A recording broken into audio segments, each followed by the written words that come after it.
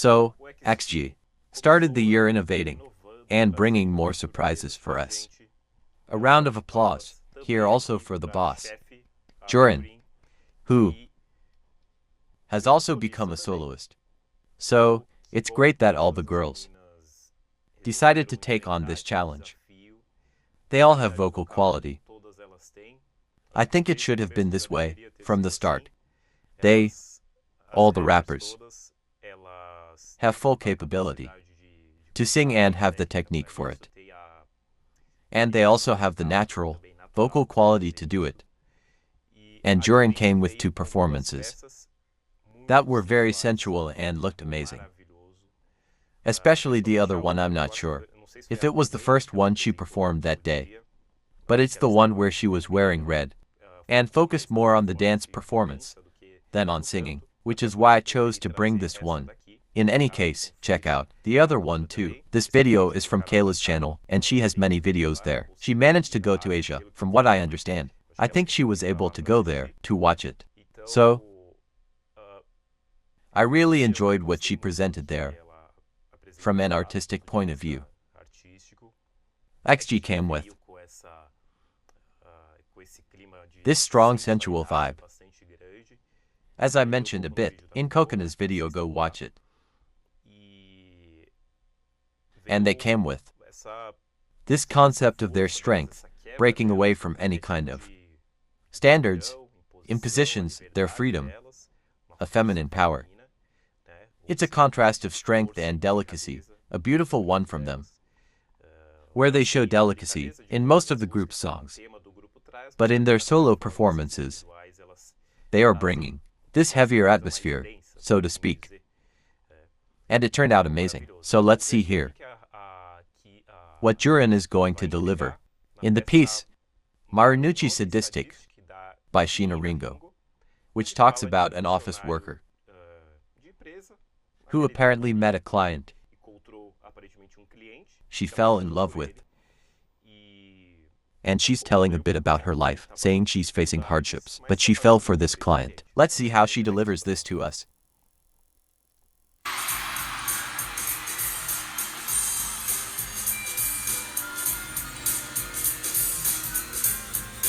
Jurin, with her always spectacular hair,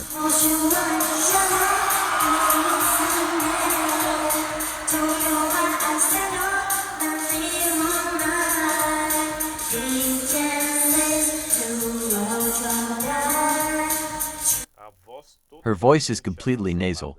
It's even different from what she usually does in the group. So she brought all the characteristics of a Japanese voice, Japanese and Asian. It's the nasal voice. That's it. Beautiful.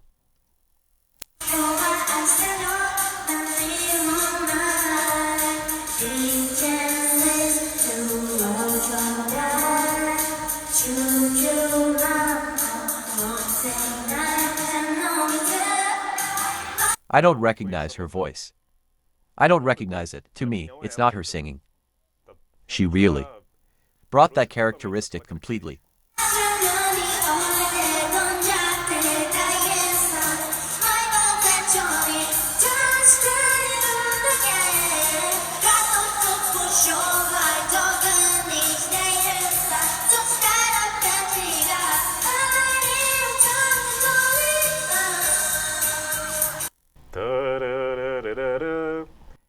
She went into her mixed voice.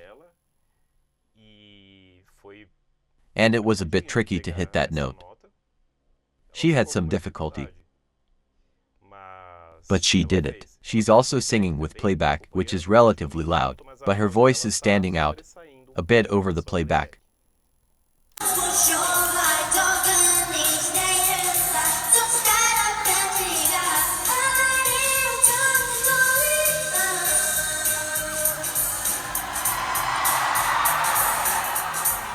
So this is a performance, focused more on vocals than dance. The other one was more dance-focused.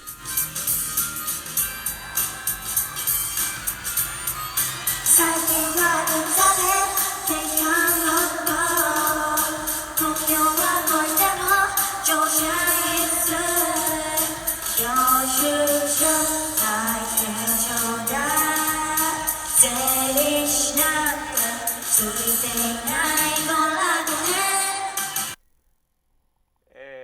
don't know if you can tell the difference in a nasal voice. Instead of doing this, or this, I do this. I can do this, or this, which is the Western style, and this is the Japanese and East Asian style. That's the tone, and she is using it in both her low and high notes.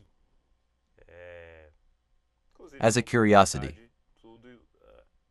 almost all the techniques in popular music that I comment on here are actually considered mistakes in my classical singing school.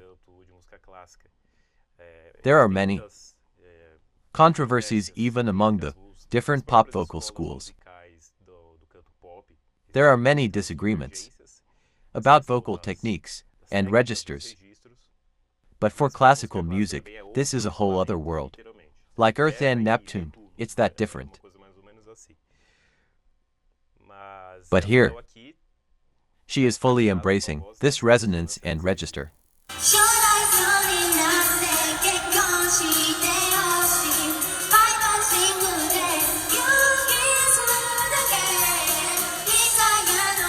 Now she went into falsetto.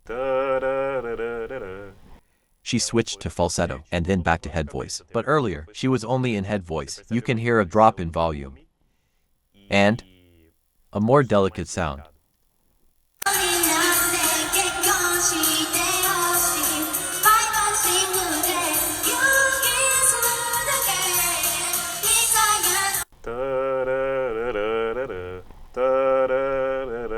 Then she switches back to her head or chest voice.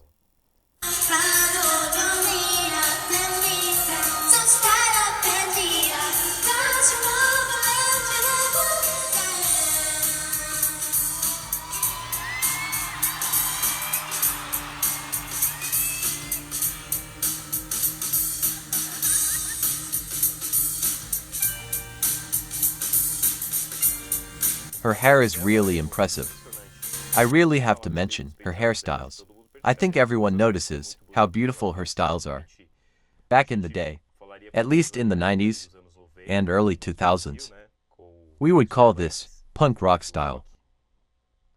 Punks and even skaters used to wear hairstyles like hers. Sometimes she does mohawks.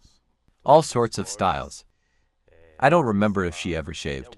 A bit underneath here. But it looks really nice. Her red hair, and here she has these short bangs. She is always innovating with beautiful outfits, and she is very beautiful too.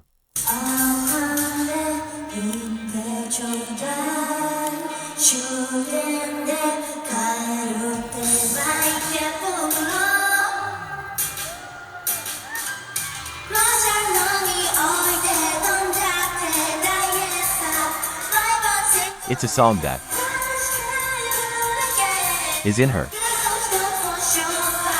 medium to high range. So she has parts like this that are higher, where she goes into falsetto or a fuller head voice. But she stays more in a medium range. The few lower parts, she struggles a bit to reach. So she's probably a soprano or mezzo-soprano. I think a soprano.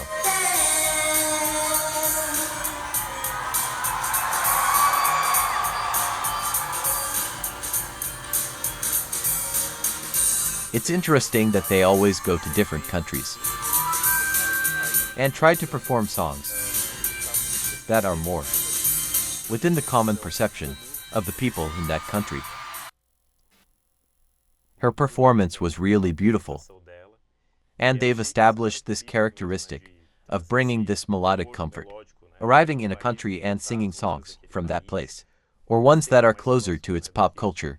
I wonder what they will sing here in Brazil. But here it's American music. Any sound from the United States works here. A Brazilian song would be extremely difficult for them to sing. This country is huge, This is a continental country, very big, it's several cultures fitted into one single structure. There are unique songs for each region. Of course, pop is universal. But here we have genres like sertanejo, funk.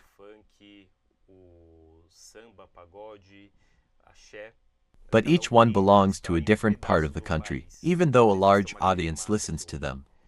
It would be very difficult for them to perform one of these. Anything American works, Western pop in general. So congratulations to Jurin for also taking this step of facing the stage alone, singing. It was wonderful. And also a first step. And I also hope, just like I hope for Maya, and for Harvey and all of them, that these playbacks get pulled back a bit more so we can hear their voices better. But that they do it the way they feel most comfortable delivering. This is just the expectation of a fan who simply wants to hear their voices shine. But in reality, I just want them to feel good and happy. Alright, so if you like this video, leave your like and comment below. Subscribe to the channel to watch more videos and consider offering financial support below with the super thanks or in the first pinned comment in the PayPal link. Alright, see you later.